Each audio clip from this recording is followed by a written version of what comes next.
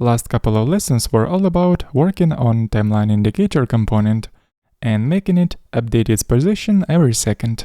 And that logic actually involves quite a few calculations, which is the reason why our timeline indicator component has grown in size drastically.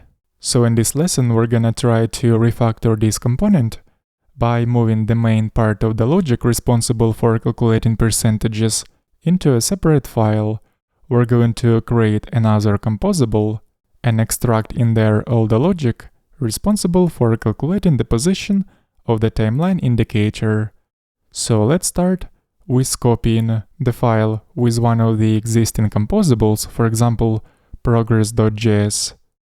We're going to call new file SecondsSinceMidnight.js, and from here let's just remove unnecessary stuff and leave only import of our new composable function, which we will rename on useSecondsSinceMidnight, like so.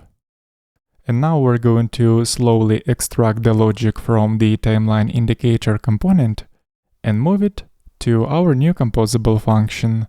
So let's start from the top.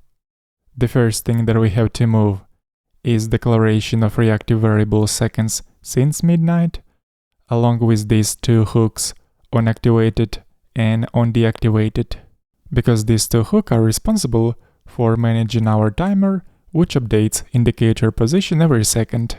Let's just paste all this code inside useSecondsSinceMidnight composable function.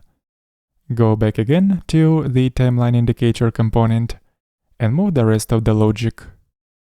So we'll also extract SecondsSinceMidnight in percentage computed property along with watch effect, and this helper function calculates seconds since midnight. All of that will go inside the new composable function. And by the way, the declaration of this helper function calculates seconds since midnight can be placed outside of the composable function, since this function does not rely on any reactive features of Vue. The same thing we're gonna do with all the imports.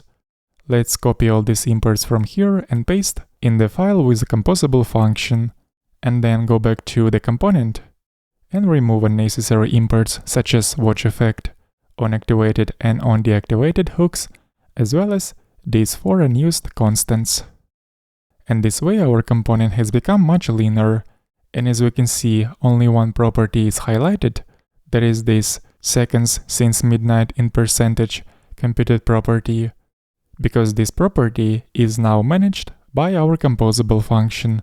So we're gonna have to export this property from the composable function in order to make it accessible from outside in this component. But before exporting this function, let's just rearrange the code inside of composable function a little bit. So we're gonna move seconds since midnight in percentage computed property closer to declaration of seconds since midnight reactive variable, since this computed property depends on seconds since midnight reactive variable. And this way it will be easier to see that these two variables are actually related.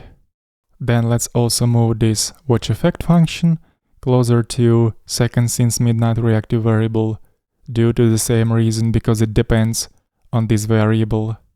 So now we can see that seconds since midnight in percentage is not used in this composable function, because it is supposed to be used outside in our component.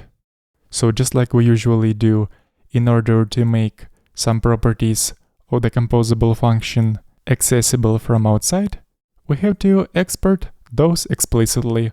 So right here, when we return an object from this composable function, let's include this computed property seconds since midnight in percentage. And right after this, let's switch over to our component timeline indicator, and right here, let's write down an import statement, which will import our new composable function from the composables folder like this. So down here, let's use this composable function, let's call it, and the structure return value.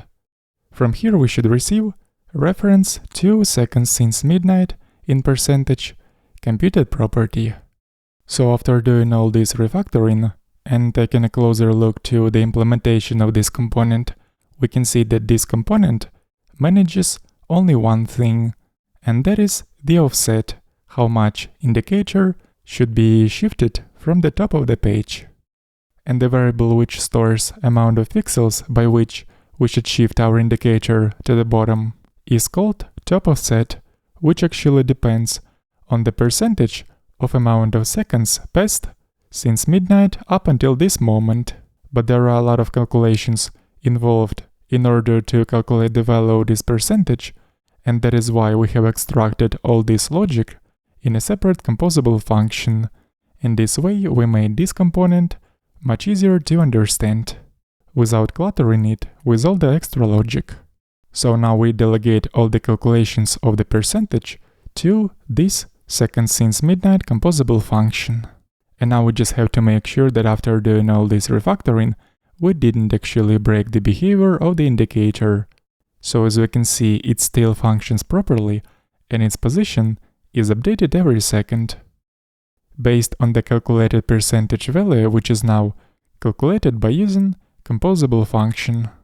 Link to the source code of this project, as always, will be in the video description.